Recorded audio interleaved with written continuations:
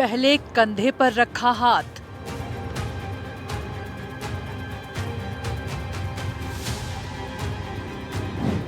फिर किया जानलेवा वार।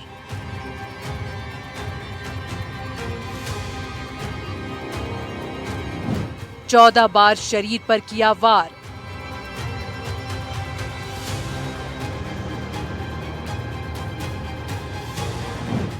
पुरानी रंजिश या खूनी साजिश। चंद सेकंड पहले जो शख्स कंधे पर हाथ रखकर विपिन को ले गया था, वो ऐसा हैवान बन जाता है कि एक बार नहीं, दो बार नहीं, बल्कि बार बार लगातार 14 बार चाकू से गोद कर उसे मौत की नींद सुला देता है। आखिर माजरा है क्या? क्यों अनस ने विपिन को मौत के घाट उतारा? सबका यही सवाल है, तो इसका जवाब इनकी जुबानी सुन लीजिए। दोनों ही गलत नहीं थे, ना तो हमें गलत कभी इसने बोला, ना कभी हमें गलत उसने बोला। इन लोगों की लड़ाई वड़ाई होती थी, जो भी होती थी। किस बात को होती थी? क्योंकि ये देखो ऐसी हो जाती थी, वो तो वो उस जगह पे रहता है, ये विपिन यहाँ दोस्ती थी, ये दोस्ती यारी की वजह से हो जाती थी इन लोगों की, और कोई मैटर नहीं था। बात ऐसी दोस्ती यारी नहीं हो सकती कि भाई क्योंकि किसी की हत्या कर दी जाए और वो भी एक के बाद एक 10 या फिर 10 से अधिक चाकू। बिपिन और भी गोविंदपुरा रहते थे, हम भी वहीं रहते थे। जब वहाँ की मोहाना मंडी की बस्ती खाली कराए तो वो हम एक ही साथ आए हैं। अच्छा। एक ही दिन बिपिन और हम साथ से ही रहते हैं हम तो शुरू से। कैसा लड़का था विपिन? अगर हमारे लिए तो अच्छा था। क्योंकि अगर किसी व्यक्ति को आप 10-12 साल से जानते हो। हम छोटे छोटे थे, इतने से थे बिपिन अमन और इतने से थे हम आए थे जब। अच्छा। हमारे सामने बड़ा हुआ है वो, तो हमसे तो आज दिन तक उसने तू भी नहीं की, ना कभी गंदा शब्द हमारे सामने, हमारे बच्चों की तरह रहता था वो। हमसे कभी भी गलत शब्द नहीं बोला, न उसके पापा ने बोला, ना उसकी मम्मी ने बोला। उनके पापा मम्मी कुछ भी हमारे आदमी से बोलती थी, ना सिर्फ हमारे तार छूट गए, वो बच्चे छोटे थे तो हम हमारे आदमी सब उनके काम करते थे। आंटी जी ले तुम्हारे टीवी का तार छूट गया, लाइट लगाए, ले वो करे, हर काम करते थे, कभी मना नहीं करते थे आंटी जी क्या कह रहे क्या नहीं। दबी जुबान में ही सही, लेकिन विपिन हत्याकांड की असल वजह सुन लिया आपने।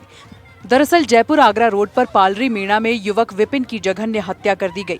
विपिन को बेरहमी से मारा गया और आरोपी खुलेआम सोशल मीडिया पर पोस्ट डालता रहा।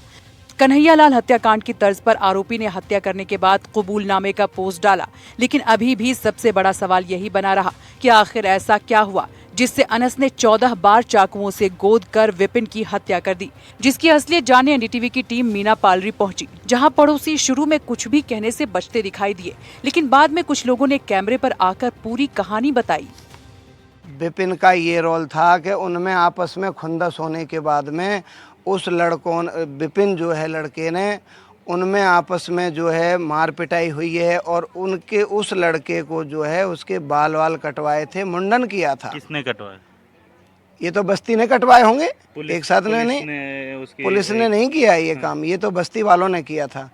तो उस बात पे उसको जो है माला डाल करके जूते चप्पलों की और नंगा करके इस बस्ती में भी उसको घुमाया है। उसकी बहन के यहाँ से उस लड़के को उठा ले गया है कि चल थोड़ा काम है तुझसे, तो वो लेके चला गया, सीधे सीधे चला गया। ये 9:15 बजे की बात थी। तो उस टाइम जो है उस लड़के को जब गले में हाथ डाल के ले गया तो उसको 10-15 बार चाकुओं से वार किया है। परिवार की व्यथा तो सुन ली आपने, लेकिन विपिन की हत्या की पटकथा 2 साल पहले लिखी जा चुकी थी और अनस लगातार उसे रास्ते से हटाने का मौका ढूंढ रहा था। इसकी 5 बड़ी वजहें ये थी। विपिन की मां की बकरी गलती से अनस के घर में चली गई। अनस की बहन ज़ेबा ने विपिन की मां को थप्पड़ मारा, जिससे परिवारों के बीच रंजिश शुरू हो गई।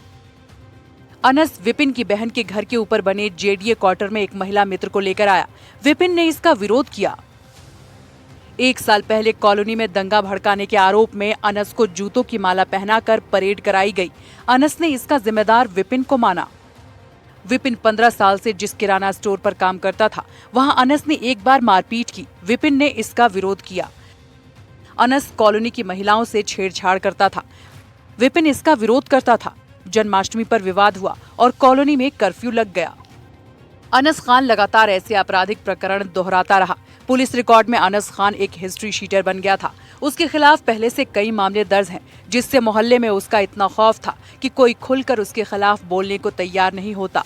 इसलिए जब हमारी टीम अनस के घर पहुंची तो वहां अधिकतर लोग चुप रहे, लेकिन कुछ महिलाओं ने हिम्मत दिखाई और हत्याकांड की कहानी बताई।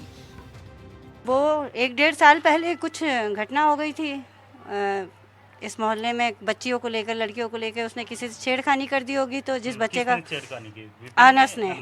अनस ने छेड़खानी करी होगी, तो विपिन ने उसको देखकर उसका ऑब्जेक्शन लिया। उसने बात करी कि भाई आप यहाँ पे मोहल्ले के आदमी हो, आप ऐसे मत करो।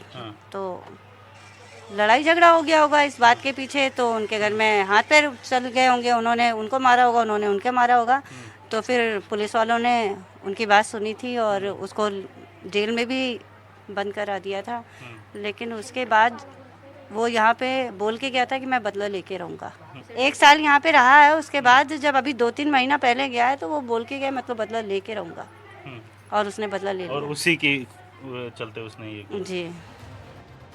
फिलहाल लोगों के विरोध और बवाल के बाद पुलिस नींद से जागी और अनस को सलाखों के पीछे भेज दिया। लेकिन विपिन हत्याकांड बड़े सवाल खड़े करता है पुलिस या सिस्टम पर, जो अनस जैसे अपराधियों को पनपने देता है, उनके छोटे मोटे अपराधों को अनदेखा कर देता है और हिस्ट्री शीटर खुलकर काम चलाता है, जिसका अंजाम कुछ ऐसा होता है जैसा विपिन के साथ हुआ।